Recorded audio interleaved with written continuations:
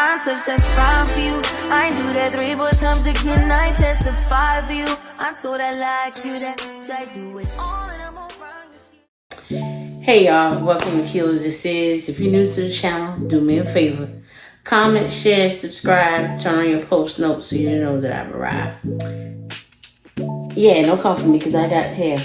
I'm not bald. And no, I don't know how to do edges very well, so I just skip past. Anyway, y'all, we are here today because I feel like I want to tell my journey for sobriety. It's been 1.5. It's been 1.5 years. So, you know, big ups to that. But it's not easy. It has not gotten easier. I feel like the Lord is really trying to see how strong I am. Jesus. But anyway, a little background story. My dad suffered from alcoholism until he gave his life to the Lord and so forth. I don't really know if it's genetics or it's just a choice. Some people say it's a choice, some people say it's genetics. I think it's both to me, because once you get addicted to something, you choose to still be addicted. You don't seek help. And for me to be 33, I mean, addiction knows no age, which is very true, but for me to be 33 with a condition now, you know, with a certain condition, it definitely rings a bell. But anyway, so of course, you know, as anybody would know from my previous videos, my dad passed away in 2022, if I'm not mistaken. I'm terrible with years, Lord forgive me. But so what happened prior to him passing is I picked up a drinking habit. It wasn't as bad as it did after he passed. It actually, while it was a bit semi like, yo, you probably need to seek help, it wasn't to a point where I couldn't function and go to work. It been some days when I was too hungover to go to work, but for the most part, I was able to go to work. But as I got lonelier and more depressed, it got heavier. And then he passes. And it's just me and my daughter and my mom at this point. And it's like, I think I was so depressed in this dynamic now. There isn't someone, we lost someone in the house. One, you know, no matter what my relationship was with my dad, I definitely, you know, didn't want to see him go so early, but, you know, it's God's will. And with that being said, the drinking got heavier and heavier, and people probably got videos of me, of how embarrassing I was, and how oblivious I was at being drunk, belligerent drunk. I even got in trouble. You know, that's going to be a different story. But anyway, the drinking got heavier to where at least for me to sleep at night, I needed to have something. And I couldn't put the bottle down. It was just for a long time. So my daughter's birthday was December 18th. It's December 18th. My oldest nephew's birthday is December 17th. So I decided to have her a party at a local skating ring in my city. Okay, cool. The problem was that I could not breathe. I could not walk. I couldn't walk far distances. I barely was using the restroom. It was just like everything was locked in. I couldn't do anything. And so I had her party, and I went to my nephew's party. Now, that December 16th was that Friday. That was my last time I drank. December 17th was the last time I smoked a cigarette. Okay? Her birthday, I did not smoke anything. In fact, I didn't feel well, and I could not really function, and I just didn't feel like it. I didn't want anything. I didn't want to eat. I didn't want anything. So that Sunday, I sticked around. Didn't smoke then either. I could have, you know, usually the person stressed, they want a cigarette, they want something, but I just couldn't do anything. I just could not function. So that Monday I went, and they admitted me into the hospital that Monday. I went to the emergency room. I drove myself there. And I went to the emergency room, and I got in there, and I was admitted, and I was diagnosed with congestive heart failure. And the one thing about my city, they don't tell you. Doctors don't like to tell you anything. If they know that they tell you the specific situation, it's like they don't want to do the rest of the work, that the legwork. They just do whatever's necessary and get you on. Now, I was told that it was severe, but they didn't really explain to me everything. So now I'm like, every time I go to the doctors, I have to get this type of, make the doctor, force him or her to say something. But anyway, I was in there, and they had fluid. And when I say fluid, if he stick his hand in, like his finger, he would poke my leg at the bottom, and it would not come back. It was just like your skin, you're not supposed to be able to poke your skin and it doesn't come back up. Like, no. So I had fluid on me, fluid. And I also hadn't been sleeping. Like, I had not been sleeping at all. So when they went in there, my oxygen level was low, blood pressure was high, breathing was horrible. Like, everything was just going downhill, and I was like, maybe this is it. And my cousin even at the time told me, yo, they tried to wake you up, but you would not get up. You were done. That's how I was, that dead asleep. Like, I was tired. So at this point, it was just like, I woke up that next day. At this point, it was just like, either you go back to what you was doing, you check out early, or you try to fix what's somewhat broken enough for you to be able to move forward. So a lot of my past transgressions, everything, all that stuff played into my drinking habit. And like, people would say, yo, you was drinking, you can put the bottle on, you can do this, you can do that. And I thought that was like a way of being cool, but it's not. Drinking, while it is fun to socialize and have a good time, when you consider yourself to a point where you can't function unless you take a drink, that's a problem. Definite problem. I know people like that. I've been raised by people like that. Not to say everybody in my family are drunks and druggies and nothing, but I know a few people who played a detrimental role in my life that are definitely like that. But nevertheless, that don't make them bad people at all either.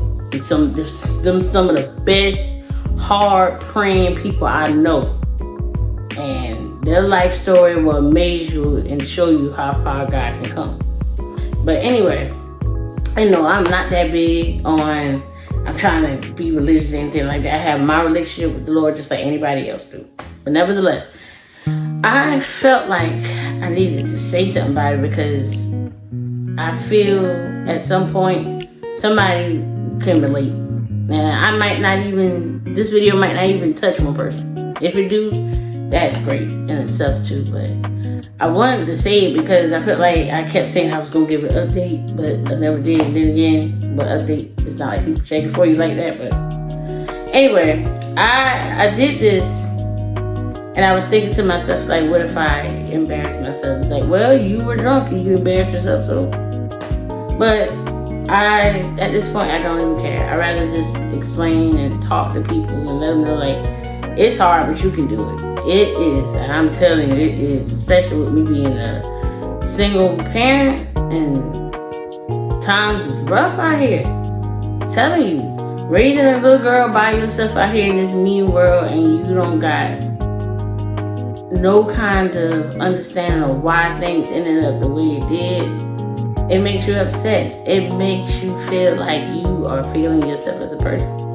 And I just hope that I'm not. I pray that I'm not. And I don't want to give up no sad story, because it's not a sad story. It's called triumph, believe me. Because this is nobody but your man upstairs. You feel me? Like, I couldn't have done this by myself. This is tough. This is something only a person with superpowers can do, because this is tiring. It's stressful.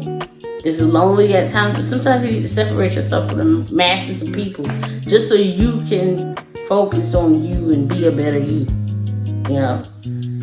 And I think at some point, if I didn't do this, then I wouldn't be in the headspace that I am in now. Like I'm fully understanding that I needed to go on that journey to understand that there is a God for real. Because I, at one point, lost that mustard size seed faith. You know what I mean? I lost it. It was gone. It's nothing worked out in my favor. Excuse me. You hit my throat. Excuse up.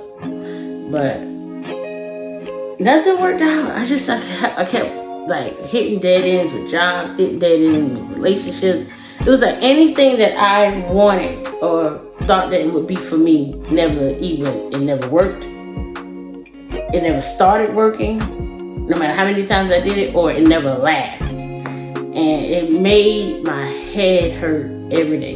It made my heart hurt every day. It was just like, I don't want to be here. I'm tired. I'm over it. There's no faith. But I didn't look at the fact that I hadn't had a single thing and wanted more, you know? And so that's a blessing in itself. It's definitely something I'm gonna cherish for the rest of my life and be proud of, and actually giving grace and mercy for it, you know. It's hard. I'm gonna keep saying it. Believe me, it is ironclad hard. Like, I mean, I go places and I see people and they turning it up, they having a good time, they party, and I look awkward. I'm like, you know, at some point it's either you chance it just so you can have a good time for a couple of seconds and throw caution to the wind, or you just learn to relax and be cool and still walk through. And like I said, people going to judge me. People going to definitely judge me. How can you be an alcoholic with a daughter? You know, it happens to the best of us. I mean, what made me so special that I didn't have to go through something like anybody else. I'm not sitting here saying I deserve to be a drunk. No. I'm saying I deserve to learn that there is a God and he needed me to understand that he's here. And that's fine. That's fine. And like I said, and for some people, they have this thing of telling people that they can choose to stay in the situation, and that's true. They can. But if they do want to change, help them. Don't sit there and say, well, you got to do this, telling them everything they need to do. It don't work like that. I hate a person that feel like they're doing me a favor by telling me what to do 24/7 in the situation, but they're not a helping hand. What are you doing? You want to hear yourself talk? Go in the room and close the closet and stop talking. I really don't want it, because I don't. You're not helping me. They're not a helping hand. Show me something. If I'm right now saying I can't see past the fog, why are you standing here in the fog with me and not even trying to help me through? You know? And people like that. I hate a person like that. You're not helping me. And I'm in that space now where I feel like I'm going to figure this out to the best of my abilities before I allow myself to drown in this fog. Like, I am at that space where I won't ask for help unless it's necessary. You know, I am that person. Because I don't want nobody always constantly, well, this is what you need to do. Did you go through what I go through? So how you going to tell me what to do if you've never experienced what I'm going through? Have you ever had to raise a child by yourself? No. Have you ever had to work a job and only for them to cut you off in 6 months? And so you got to go back? No. Some people who give advice and never had to walk your journey could never give you advice on that. All they can do is be encouraging, but they choose to tell you what to do. So if something ever does work out and they told you what to do in the process and it just happened to work out, they can take the credit for it. Yeah, I told her to do that.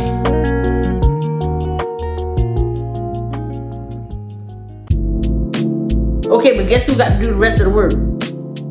Me. But nevertheless, I'm getting excited. I'm trying to get up to 100. Yes, 100 subscribers, people.